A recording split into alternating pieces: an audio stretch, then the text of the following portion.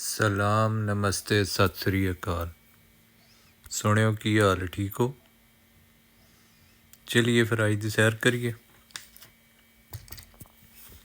सब तो पहले तो अज बड़ी खुशी की गल है कि इमरान रियाज खान जड़ा वो खैर खरीद नाल घर आ गया। अल्लाह सोहना उन्होंने जिंदगी सेहत सलामती देवे ते बाकी भी जड़े बेगुनाह लोग डके ने अल्लाह ताला उन्होंने भी आज़ादी नसीब फरमाए ते सन सारिਆਂ ਨੂੰ बसीयत अफराद दे और कौम दे सही और दुरुस्त फैसले करने की तौफीक अता फरमाए। वेखो जिंदगी दे विच जिहड़ी सब तो कीमती चीज़ है ना बंदे दे पल्ले, जिहड़ी तुसी जोड़ भी नहीं सकते, जिहड़ी बर्फ हर खुरदी जाती हर वेले, वो वक्त है। वक्त तुहाडे हत्थों निकलदा जांदा।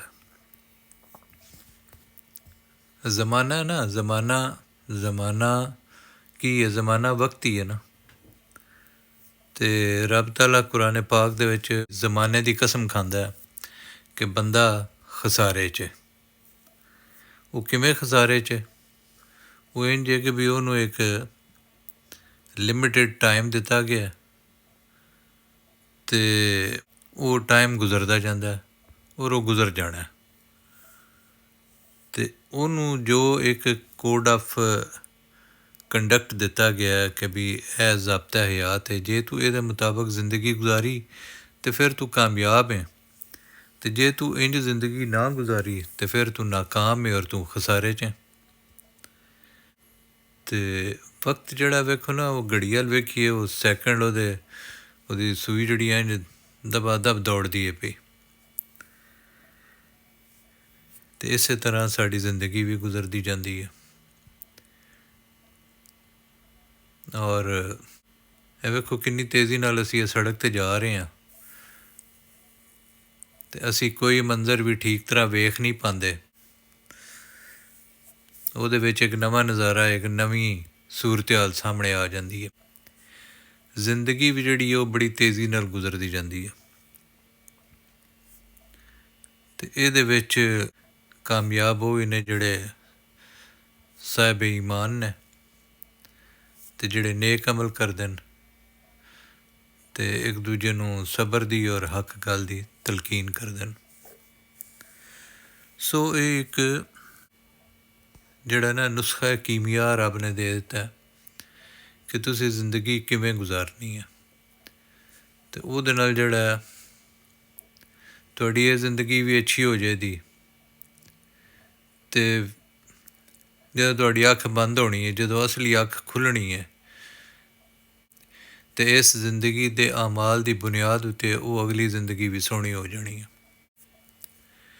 ये हुण साडे ते डिपेंड करता है ना जी। एक बंदा है, उन्होंने पेपर दे के उन्होंने कमरा इम्तिहान च बिठा दिता तो 3 घंटे वो कोल टाइम है। हुण वो बजाए वो परचा हल करन दे वो लगा है खेडां करन, तो 3 घंटे बाद फिर रिजल्ट जड़ा वो तो जीरो ही होना है ना। तो इंज ये जड़ा टाइम है ये तो ये भी नहीं पता भी ये 3 घंटे भी हैं कि नहीं, अगले साह का भी वसाह नहीं। जिंदगी का किहड़ा एतबार है? तो इस वास्ते लाजमी है कि असी इनू कीमती जानी है, इस वक्त नू कीमती जानी है। तुसी दुनिया की हर शय इकट्ठी कर सकते हो सिवाय वक्त दे। वक्त वो चीज़ है जिहदे उत्ते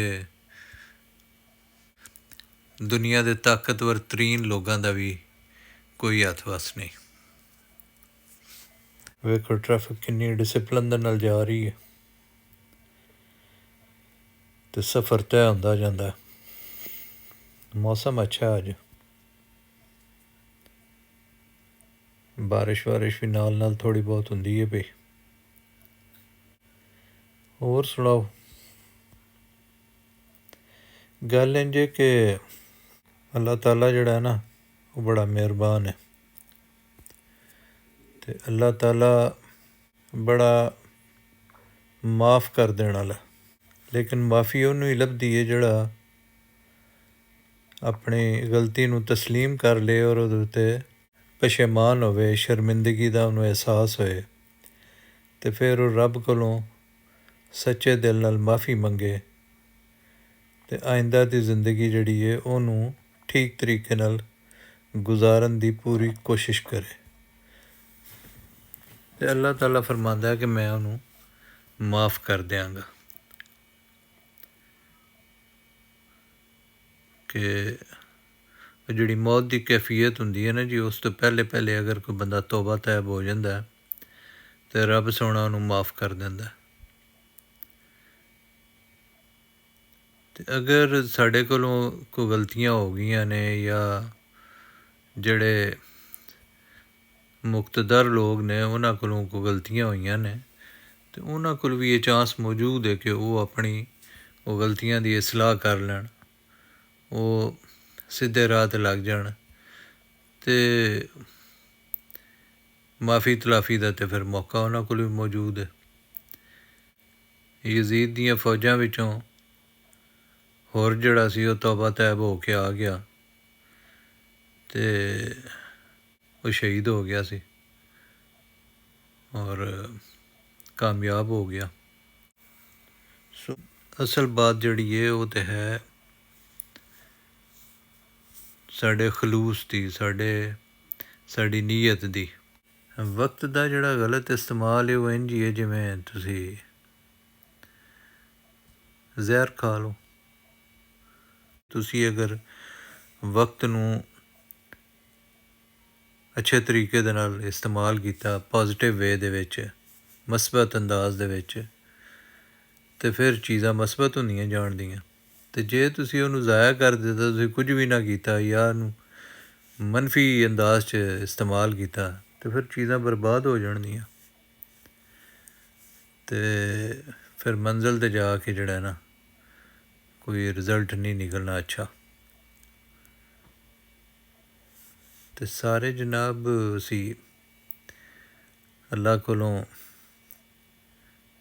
ਸਿੱਧੇ ਰਸਤੇ ਦੀ ਤੌਫੀਕ ਮੰਗਦੇ ਹਾਂ, ਅਤੇ ਉਹ ਤੌਫੀਕ ਦਿੰਦਾ ਜੇ ਅਸੀਂ ਟੁਰ ਵੀ ਪਈਏ। ਅਤੇ ਰੱਬ ਤਾਲਾ ਜਿਹੜਾ ਨਾ ਉਹ ਕਿਸੇ ਦੀ ਮਿਹਨਤ ਜ਼ਾਇਆ ਨਹੀਂ ਕਰਦਾ। ਉਹ ਆਖਦਾ ਵੀ ਜਿਹੜਾ ਬੰਦਾ ਸਿੱਧੇ ਰਾਹ 'ਤੇ ਟੁਰੇ ਦਾ ਮੈਂ ਉਹਦੀ ਮਦਦ ਕਰਾਂਗਾ। ਲਓ ਜੀ, ਅੱਜ ਦੀ ਸੈਰ ਹੋ ਗਈ। ਆਪਣਾ ਦੇ ਦੁਆਲੇ ਸਾਰਿਆਂ ਦਾ ਖਿਆਲ ਰੱਖੋ। ਮਿਲਣੇ ਆ ਫਿਰ ਅਗਲੇ ਵਲੌਗ 'ਚ। ਰੱਬ ਰਾਖਾ।